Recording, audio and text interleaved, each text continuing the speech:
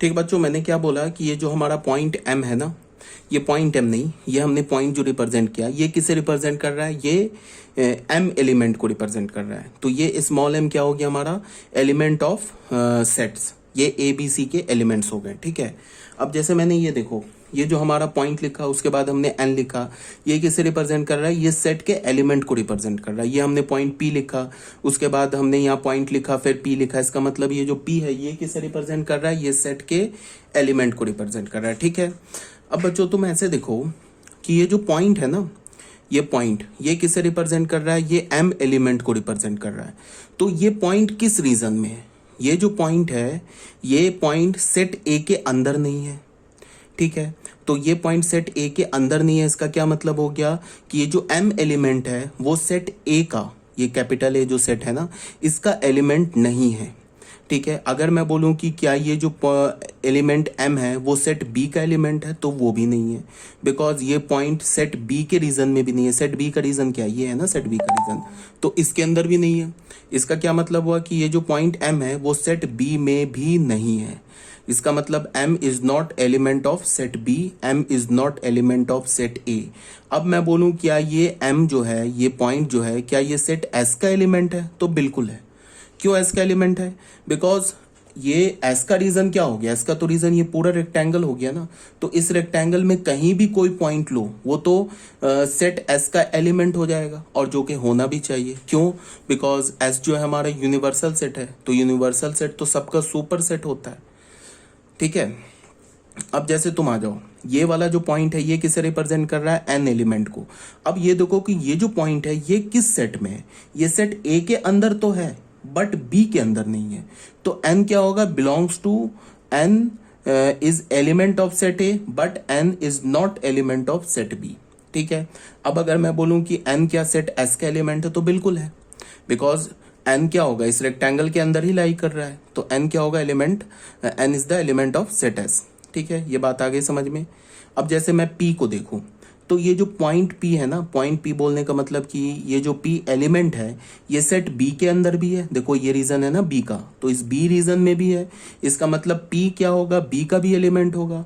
फिर ये जो पी है हमारा एलिमेंट, ये ए के रीजन में भी है, तो इसका क्या मतलब होगा कि ये जो पी है वो ए सेट का भी क्या होगा, एलिमेंट होगा, और पी क्या होगा, यूनिवर्सल सेट का भी एलिमेंट होगा। ये तो बहुत ऑब्वियस सी बात है, तो यही बात यहाँ पे मैंने लिखा हुआ है, इसे एक बार देख लेना। ठीक है, तो ये हो गया हमारा पेज नंबर 20, यहाँ तक कोई डाउट नहीं होना चाहिए। ठीक है, अब आ जाओ बच्चों ऑपरेशंस ऑन सेट्स। सेट में कौन कौन से ऑपरेशंस लगते हैं वो देखते हैं। This is operations on sets. ठीक है, सबसे पहला जो ऑपरेशन है वो होता है यूनियन ऑफ टू सेट्स, दो सेट्स का यूनियन। ये ऑलरेडी बेसिक मैथमेटिक्स में मैंने इसको डिटेल से समझा रखा है, बट फिर भी एक बार देख लो। यहाँ पे क्या बोल रहा है, the union of two sets A and B is the set of all those elements which are either in ए और इन बी और इन बोथ। और का मतलब क्या होता है, या। हिंदी में और का मतलब क्या होता है, या।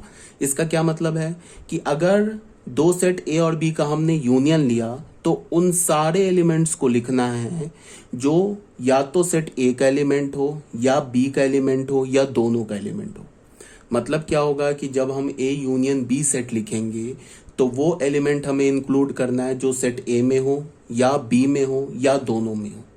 ठीक है, वो सारे एलिमेंट का अगर हमने सेट बना लिया तो वो क्या मिल जाएगा हमें, ए यूनियन बी। तो हमने ए यूनियन बी को कैसे लिखेंगे, ए यूनियन ए यू, ऐसे करके यू लिखते हैं। ठीक है, A union B. A union B को अगर मैं बोलूं सेट बिल्डर फॉर्म में लिखेंगे तो सेट बिल्डर फॉर्म में कैसे लिखेंगे, इसे क्या बोलेंगे, the set of all x, the set of all X such that x जो होगा ना वो कैपिटल ए का एलिमेंट होगा और बी का एलिमेंट होगा। और का मतलब या तो ए का एलिमेंट होगा या तो बी का एलिमेंट होगा, या तो ऐसे भी बोल सकते हो या तो दोनों का होगा। मतलब क्या है कि अगर मैं ए यूनियन बी की बात करूं तो ए यूनियन बी या तो सेट ए का एलिमेंट होगा या तो बी का एलिमेंट होगा। अगर सेट ए के सारे एलिमेंट को हमने लिख दिए, ठीक है, तो ऐसे तुम देखो कि चलो एक एग्जांपल देख के ज़्यादा क्लियर हो जाएगा। मान लो कि हमने एक सेट ए लिख लिया, मान लो एक ऐसे लिख लिया 1 2 3 4 लिख लिया सेट एलिमेंट। ठीक है, एक बी एलिमेंट हमने कैसे लिख लिया, 3 4 5 6 लिख लिया। अब मैं बोलूं कि ए यूनियन बी लिखो, तो ए यूनियन बी लिखने का क्या मतलब होगा कि वो सारे एलिमेंट लिखो जो सेट ए में हो या बी में हो या दोनों में हो। तो अगर मान लो ए इंटरसेक्शन हमने बी निकाला, तो ए इंटरसेक्शन बी का क्या हमारे पास 3 and 4, ठीक है। अगर हमने ए यूनियन बी में पहले ए सेट को हमने लिख दिया 1 2 3 4, बात आ रही है समझ में? 1 2 3 4 को अगर हमने लिख दिया तो ए और बी के बीच में जो कॉमन एलिमेंट होगा वो तो लिखा गया इसमें, बिकॉज ए और बी के बीच में जो कॉमन एलिमेंट होगा वो तो सेट ए में भी होगा ना। तो 3 4 तो ऑलरेडी आ गया। अब हमने क्या किया, 3 4 को हटा दिया और बचा हुआ जो एलिमेंट है ना बी का वो भी लिख दिया। तो हमें क्या मिलेगा, अब हमें ए यूनियन बी सेट मिल गया, ठीक है। अब तुम ए यूनियन बी सेट का कोई भी एक एलिमेंट उठा लो, मान लो 1 उठा लिया, ये 1 है, बिलोंग्स टू क्या है, एलिमेंट है ए यूनियन बी का। तो इसको हम क्या बोल सकते हैं कि 1 जो एलिमेंट है ना वो या तो सेट ए में होगा या बी में होगा, या तो ए में होगा या बी में होगा या दोनों में होगा। तो 1 क्या है हमारे पास, ए में है, तो ठीक है। या बोलने का मतलब क्या होता है, और का क्या मतलब होता है, ऑप्शन होता है। ये बात को मैंने कई बार बता रखा है। एंड का मतलब क्या होता है, कंपल्सन होता है, या फिर तुम बोलो ऐसे कि एंड जो होता है वो इंटरसेक्शन को इम्प्लाई करता है, और जो होता है वो यूनियन को इम्प्लाई करता है। तो अब जैसे मैंने कोई दूसरा एलिमेंट उठाया 2, तो 2 भी ए यूनियन बी है का एलिमेंट है।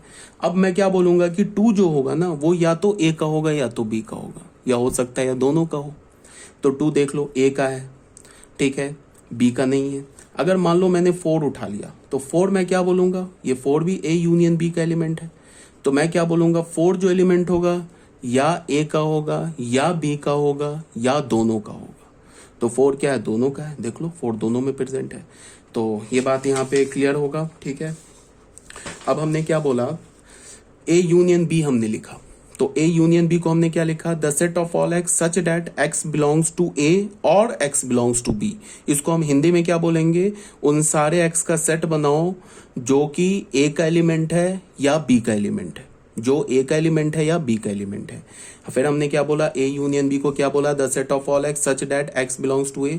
और को ना हम ऐसे भी लिखते हैं, ये सिर्फ यहाँ पे नोटेशन मैंने चेंज किया, ऐसे भी लिखते हैं वी टाइप, सीधा वी से हम किसको रिप्रेजेंट करते हैं, और को। तो क्या बोलेंगे, the set of all X belongs to A और एक्स बिलोंग्स टू बी। अब यहाँ पे क्या है, यहाँ पे मैंने क्या लिखा कि इफ एक्स, अगर हमारे पास एक्स जो है वो ए यूनियन बी का एलिमेंट है, if and only if X belongs to A और एक्स बिलोंग्स टू बी। इसका क्या मतलब है कि अगर एक्स ए यूनियन बी का एलिमेंट है तो वहां से हमें क्या इम्प्लीकेशन मिलेगा, क्या हमें वहां इम्प्लाई करेगा कि वो एक्स जो है ना वो या तो ए का एलिमेंट हो और बी का एलिमेंट हो। तो काफी बोल दिया, इफ एंड ओनली इफ इसका मतलब होता है, इसे हम क्या रीड करते हैं, इफ एंड ओनली इफ, ठीक है। अब वेन डायग्राम से कुछ यूनियन को देख लो। सबसे पहला वेन डायग्राम में क्या है कि यहाँ पे देखो जो सेट ए है ना वो सेट बी का सबसेट है। क्यों है, because set A set B के अंदर लाई कर रहा है। तो सेट ए सेट बी के अंदर लाई कर रहा है, इसका क्या मतलब हो गया, set A is the subset of set B, ठीक है। तो ये जो शेडिंग मैंने किया है ना, ये शेडिंग किसका है हुआ, ये ए यूनियन बी का शेडिंग किया मैंने। ये किसका शेडिंग किया मैंने, ए यूनियन बी का, ठीक है। तो ये जो भी शेडिंग है ना यहाँ पे सब ए यूनियन बी का है। तो अगर मैंने बोला कि ए यूनियन बी की शेडिंग करो तो हमें क्या करना है, ए के भी सारे एलिमेंट ले लेने हैं, बी के भी सारे एलिमेंट ले लेने हैं और दोनों का कॉमन भी ले लेना है। तो जब बी सेट हमारा ए सेट जो है खुद बी सेट के अंदर है, तो सिर्फ अगर मैं बी सेट का एलिमेंट ले लूं तो ए के भी सारे एलिमेंट आ गए और दोनों के कॉमन भी आ गए। क्यों आ गए, बिकॉज ए जो सेट है ना वो सेट बी के अंदर लाई कर रहा है। तो अगर मैं सिर्फ बी सेट ले लूं तो बी के भी सारे एलिमेंट आ गए, ए के भी सारे एलिमेंट आ गए, कॉमन भी आ गए। तो अगर ए बी का सबसेट है और मैंने बोला कि ए यूनियन बी लिखो तो क्या मिलेगा हमें, ए यूनियन बी ए के इक्वल मिलेगा, ठीक है। एक चीज को तुम याद रखो, ये रिजल्ट मैंने आगे लिखा है बट फिर भी अभी यहाँ पे पहले बता रहा हूं कि अगर ए बी का सबसेट है, ठीक है, तो यहां से क्या होगा, ये इंपॉर्टेंट रिजल्ट है, ए और बी का जो इंटरसेक्शन होगा वो क्या हो जाएगा, ए हो जाएगा, और ए और बी का जो यूनियन होगा ना वो क्या हो जाएगा, वो बी हो जाएगा। ये बिल्कुल सिंपल आईक्यू से, अगर ए बी का सबसेट है तो ए के सारे एलिमेंट बी में है, तो अगर ए और बी का इंटरसेक्शन लोगे तो सेट ए आ जाएगा। अगर ए बी का सबसेट है तो ए और बी का यूनियन लोगे तो वो सेट बी आ जाएगा। क्यों सेट बी आ जाएगा, बिकॉज ए के सारे एलिमेंट तो बी में प्रेजेंट है। तो अगर तुमने बी सेट लिख लिया तो बी के भी सारे एलिमेंट आ गए, ए के भी सारे एलिमेंट आ गए, कॉमन भी आ गए।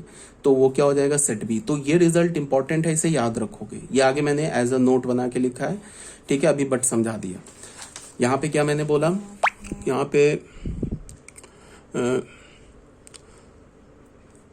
पे मैंने तुम्हें बोला कि A union B, A union B मैंने लिखा कब, जब ए बी का इंटरसेक्शन होगा। तो शेडिंग जो हम करते हैं ना, शेडिंग किस रीजन का करते हैं, जिस रीजन का हम, जैसे हमने यहाँ पे क्या लिया, ए यूनियन बी, तो ये जो शेडिंग हुआ है ना, ये शेडिंग रीजन किसे रिप्रेजेंट कर रहा है, ए यूनियन बी को।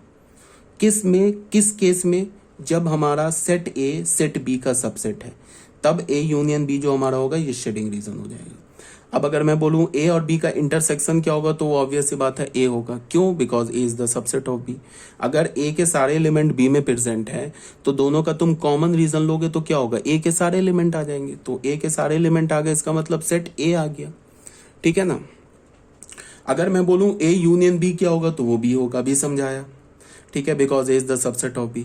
अब यहाँ पे बच्चों देखो, ये जो हमारा सेकंड वेन डायग्राम मैंने लिया है, ये मान लो ये ए वेन डायग्राम हो गया, इसे हमने बी मान लिया और इसे हमने सी मान लिया।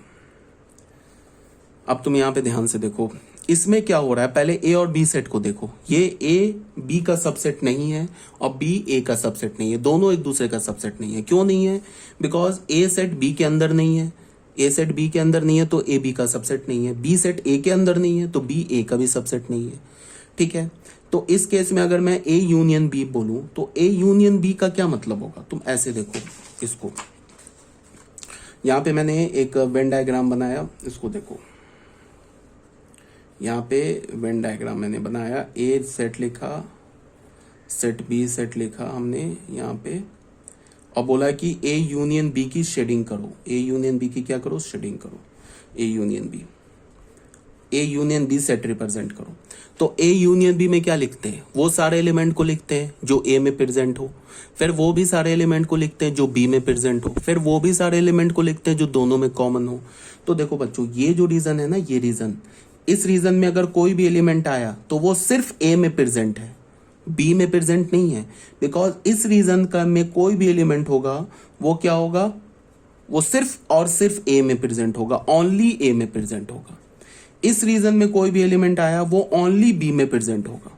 समझ रहे हो ना बात को। और इस रीजन में अगर कोई भी एलिमेंट आया, वो ए और बी दोनों में प्रेजेंट होगा। बात समझ रहे हो। तो मैंने क्या बोला, ए यूनियन बी की शेडिंग करो। तो ए यूनियन बी में हम कौन सा एलिमेंट लिखते हैं, ए यूनियन बी को आप ऐसे भी बोल सकते हो कि जो सिर्फ ए में प्रेजेंट है उसे लिख लो, जो सिर्फ बी में प्रेजेंट है उसे लिख लो, और जो दोनों में कॉमन है उसे लिख लो। तो ए यूनियन बी आ जाएगा, जैसे अभी हमने लिखा ना यहाँ पे ए यूनियन बी। तो ये मैंने क्या लिखा, 3 4 हटा दिया। ये 1 2 क्या है, ये देखो, ये 1 2 क्या है, ये सिर्फ ए में प्रेजेंट है, बी में प्रेजेंट नहीं है। देख लो कहीं नहीं है ना 1 2। और ये 5 6 क्या है, ये सिर्फ बी में प्रेजेंट है, ए में प्रेजेंट नहीं है। और ये क्या है, दोनों में प्रेजेंट है। तो ए यूनियन बी को तुम ऐसे भी बोल सकते हो, only A union A intersection B union only B.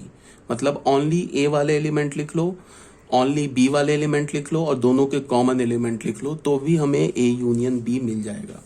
तो अगर मैंने बोला ए यूनियन बी का शेडिंग करो, तो एक शेडिंग ये हो गया, ओनली ए की शेडिंग हो गई, ये शेडिंग हो गई ओनली बी की, और ये दोनों की शेडिंग हो गई। तो ये कंप्लीट जो शेडिंग दिख रहा है ना तुम्हें, ये शेडिंग किसका हो गया, ए यूनियन बी का।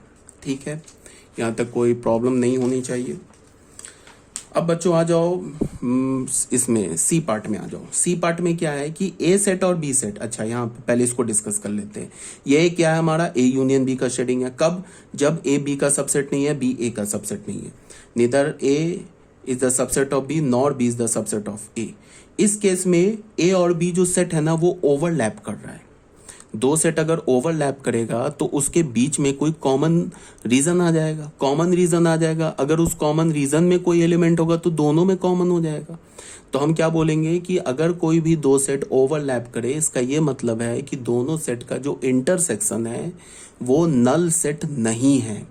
ठीक है, तो हमने क्या बोला, A intersection B is not a null set. ठीक है, तो ये हमारा बी पॉइंट क्लियर हो गया। अब आ जाओ सी में। सी में क्या है कि ए और बी जो सेट है ना, ये दोनों डिसजॉइंट सेट्स है। ए अलग है, बी अलग है। अब मैंने बोला कि ए यूनियन बी लिखो, तो ए यूनियन बी लिखो। तो ए यूनियन बी कैसे लिखेंगे, जो सारे एलिमेंट लिखेंगे जो ए में प्रेजेंट हो, और वो भी सारे एलिमेंट लिखेंगे जो बी में भी प्रेजेंट हो, और वो भी सारे एलिमेंट लिखेंगे जो दोनों में कॉमन हो। बट दोनों में कॉमन तो कुछ है ही नहीं, दोनों में तो कुछ नहीं है ना कॉमन। इसका क्या मतलब होगा? इसका ये मतलब होगा कि हम वो सारे एलिमेंट लिखेंगे जो सिर्फ ए में हो, और वो सारे एलिमेंट लिखेंगे या फिर उन सारे एलिमेंट की शेडिंग करेंगे जो सिर्फ बी में हो। तो सिर्फ ए में ए का सारा एलिमेंट है, सिर्फ ए में, ओनली ए में क्या है? ए के सारे एलिमेंट है। क्यों? बिकॉज ए और बी में कोई कॉमन ही रीजन नहीं है। अगर मैं बोलूं ओनली बी के लिए क्या होगा? ओनली बी में क्या होगा? बी के सारे एलिमेंट आ जाएंगे। क्यों? बिकॉज ए और बी में कॉमन नहीं है। तो अब मैं अगर तुम्हें बोलूं कि ए यूनियन बी की शेडिंग करो, तो ए यूनियन बी की शेडिंग क्या होगी? ए सेट के को शेड कर दो और बी को कर दो। तो ये क्या हो रहा है? यहां से क्या आ रहा है? ओनली ए, ओनली बी, इंटरसेक्शन कोई है ही नहीं। अगर इंटरसेक्शन होता तो उसकी भी शेडिंग कर देते। ठीक है, यही बोला जा रहा है इसमें। ए और बी का जो इंटरसेक्शन होगा वो एक नल सेट होगा। क्यों? Because both the sets are disjoint sets. तो ये बात क्लियर हो गई। अब बच्चों आ जाओ एग्जाम्पल नंबर 1 में। एग्जाम्पल नंबर 1 में क्या बोल रहा है कि हमारे पास एक सेट दे रखा है ए। सेट ए क्या हमारे पास 1 2 3, और बी सेट क्या दे रखा है 2 1 5 एंड 6। तो बोल रहा है फाइंड ए यूनियन बी। तो ए यूनियन बी कैसे निकाल लेंगे? ओनली ए, ओनली बी और कॉमन लिख देंगे। तो ओनली ए क्या है हमारा? ओनली ए जो है हमारा 3 है, तो ओनली ए लिख दिया, ये देखो 3 लिख दिया। ओनली बी क्या हमारा 5 एंड 6 है, तो देखो ये 5 एंड 6 लिख दिया। अब हमारे पास दोनों का कॉमन क्या? 1 एंड 2, तो 1 एंड 2 भी लिख दिया। तो हमारा क्या मिल गया? ए यूनियन बी मिल गया। ठीक है, एक तो ऐसे लिख सकते हो। दूसरा क्या है कि जब भी तुम्हें बोले ना ए यूनियन बी लिखने के लिए, तो तुम क्या करो, पहले ए सेट को आंख बंद करके यहां तक लिख दिया, ए सेट को लिख दिया। अब देखा ए और बी में कौन सा कॉमन है, तो 1 और 2 तो आ गया यहाँ पे कॉमन, तो फिर इससे 1 2 को हटा दिया, बाकी बचा हुआ एलिमेंट जो 5 एंड 6 उसको भी लिख दिया। तो क्या मिल जाएगा हमें? A union B. तो ये भी क्लियर होना चाहिए, कोई प्रॉब्लम नहीं है। ये हो गया हमारा पेज नंबर 21। ठीक है, अब सेकंड एग्जांपल में आ जाओ। सेकंड एग्जांपल क्या बोल रहा है कि हमारे पास लेट ए, एक सेट हमारे पास, the set of all X such that X is a prime number less than 10। और बी सेट क्या बोल रहा है? The set of all X such that X belongs to Z and X is greater than -5 but less than 5, then find A union B. तो कोई problem नहीं है। ये ए सेट और बी सेट किस फॉर्म में लिखा हुआ है? ये ए सेट और बी सेट जो है हमारा सेट बिल्डर फॉर्म में लिखा हुआ है। तो पहले हमने इसको रोस्टर फॉर्म में कन्वर्ट कर दिया। ये क्या बोल रहा है कि उन सारे एक्स को लिखो जो कि प्राइम नंबर होना चाहिए और 10 से छोटा होना चाहिए। तो लेस देन 10, 10 से छोटा कितने प्राइम नंबर है? 2 3 5 एंड 7, वो लिख दिया। ए सेट को किस फॉर्म में लिख दिया? रोस्टर फॉर्म में। अब बोल क्या रहा है? उन सारे इंटीजर को लिखो जो -5 से ग्रेटर है, 5 से स्मॉलर है। तो -5 से ग्रेटर और 5 से स्मॉलर, तो इतने इंटीजर्स आ जाएंगे, -4 to 4, उसको हमने लिख दिया। अब ए यूनियन बी लिखना है, तो ए यूनियन बी के लिए मैंने क्या किया? -4 से लेके 4 तक पहले सारे एलिमेंट लिख दिए आंख बंद करके। उसके बाद क्या देखा कि इस दोनों में कॉमन कौन सा है? इसमें कॉमन है 2 और 3, यहाँ 2 और 3 कॉमन है। तो 2 और 3, तो जब हमने बी सेट पूरा लिखा तो इसमें 2 और 3 तो कॉमन आ ही गया। ए सेट में क्या बचा? 5 एंड 7, उसको ऐड कर दिया, तो हमें क्या मिल गया? A union B. ठीक है, अब नोट नंबर 1 में आ जाओ। नोट नंबर 1 क्या बोल रहा है कि अगर एक्स ए यूनियन बी का एलिमेंट नहीं है, तो ये इंप्लाई करेगा कि एक्स ए का भी एलिमेंट नहीं होगा, एक्स बी का भी एलिमेंट नहीं होगा। अब तुम ऐसे सोचो, ए यूनियन बी जो है ना, वो ए और बी का क्या है? सुपर सेट है। जैसे अगर मैं बोलूं, यहां देखो, ए यूनियन बी जो सेट है ना, ए यूनियन बी, वो क्या हमारा? वो सुपर सेट है किसका? ए का भी। और ए यूनियन बी क्या हमारा? वो सुपर सेट है किसका? बी का भी। ये दोनों का सुपर सेट है। क्यों है? बिकॉज ए यूनियन बी में ए के सारे एलिमेंट ए यूनियन बी में मिल जाएंगे। क्यों? बिकॉज ए यूनियन बी में हमने क्या किया? ए और बी के एलिमेंट को मिला दिया ना। तो ए और बी के एलिमेंट को जब हमने एक साथ मिला दिया, तो ए यूनियन बी में तो ए के सारे एलिमेंट मिल जाएंगे। या तुम ऐसे बोलो, ए के सारे एलिमेंट ए यूनियन बी में प्रेजेंट है। तो अगर ए के सारे एलिमेंट ए यूनियन बी में प्रेजेंट है, तो ए यूनियन बी का सबसेट हो जाएगा। तो अगर ए यूनियन बी का सबसेट है, तो A union B set A का सुपर सेट हो जाएगा। ठीक है, तो सेम लॉजिक से ए यूनियन बी क्या हमारा बी का भी सुपर सेट हो जाएगा। और मैं अभी तुम लोगों को क्या बता रहा था, मैं ये बता रहा था कि अगर कोई एलिमेंट सुपर सेट में नहीं है तो उसके सबसेट में हो ही नहीं सकता। तुम इसको ऐसे समझ लो कि तुम्हारे घर में जैसे मान लो कि कुछ भी ऐसे तुम समझ लो कि मान लो कि तुमने शॉपिंग करने जा रहे हो, ठीक है। अब मान लो कि कोई प्रोडक्ट तुम मान लो किसी शॉपिंग कॉम्प्लेक्स से शॉपिंग करते हो, कोई प्रोडक्ट अगर शॉपिंग कॉम्प्लेक्स में नहीं है तो वो तुम्हारे घर में थोड़े ना हो सकता है। क्यों? क्योंकि शॉपिंग कॉम्प्लेक्स में जितने भी प्रोडक्ट्स हैं, वो जितने भी आइटम्स हैं, वो सारे आइटम्स क्या है, सुपर सेट के एलिमेंट है, ठीक है। अब उसी सुपर सेट के एलिमेंट से तो तुम कुछ आइटम खरीदोगे, तो वो क्या हो जाएगा, जो तुम आइटम खरीदोगे वो आइटम क्या हो जाएगा, वो तो सबसेट हो जाएगा ना। मान लो कि तुम एक सेट ए बना लो कि तुमने जो आइटम परचेज किया, और एक सेट बी बना लो कि all the items present in a specific market, किसी मार्केट में सारे आइटम्स प्रेजेंट है, उसको तुमने सुपर सेट बना लिया, और जो तुमने परचेज किया उसको तुमने सेट ए बना लिया, ठीक है। तो अब तुम ऐसे सोचो कि अगर कोई आइटम मार्केट में ही नहीं है तो वो तुम थोड़े ना खरीद सकते हो, वो तुम्हारे पास भी नहीं हो सकता है।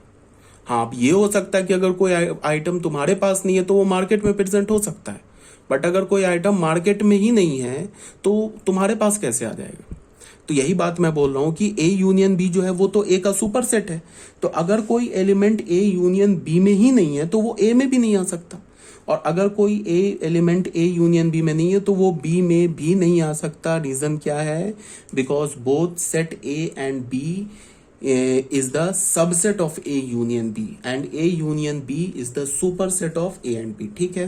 तो यही बात यहाँ पे बोला जा रहा है कि अगर X belongs to A union B, ये इम्प्लाई करेगा X is not equal, X not belongs to A union B। इसका क्या मतलब होगा कि X A का भी एलिमेंट नहीं होगा, एंड यहाँ कंपल्सन है, और नहीं बोलना, हम ऐसे नहीं बोल सकते कि X A का एलिमेंट नहीं होगा या X B का एलिमेंट नहीं होगा, ये गलत हो जाएगा, या नहीं बोलेंगे हम, बीच में वहां पे कंडीशन डालेंगे कि अगर X जो है वो A यूनियन B का एलिमेंट नहीं है तो X A का भी एलिमेंट नहीं हो सकता है एंड X B का भी एलिमेंट नहीं हो सकता है, ठीक है। अब आ जाओ सेकेंड पॉइंट में, अगर X A यूनियन B का एलिमेंट है तो ये क्या इंप्लाई करेगा, X या तो A का एलिमेंट होगा या तो B का, बीच में या यूज करेंगे, तो पहले ही बता रखा है, ये तो यूनियन का डेफिनेशन ही है कि अगर X A यूनियन B का एलिमेंट होगा तो X या तो A का होगा या तो B का होगा। थर्ड में हमने क्या बोला कि अगर यही पॉइंट जो अभी मैंने समझाया था ना यहाँ पे तुम लोगों को, ये देखो, ये जो पॉइंट समझाया था ना यहाँ पे कि अगर ए बी का सबसेट है तो ए इंटरसेक्शन बी ए के इक्वल होगा और ए यूनियन बी बी के इक्वल होगा। यही बात यहाँ पे लिखी हुई है कि if A is the subset of B then A union B is equal to B and A intersection B is equal to A. तो यहाँ तक क्लियर होगा।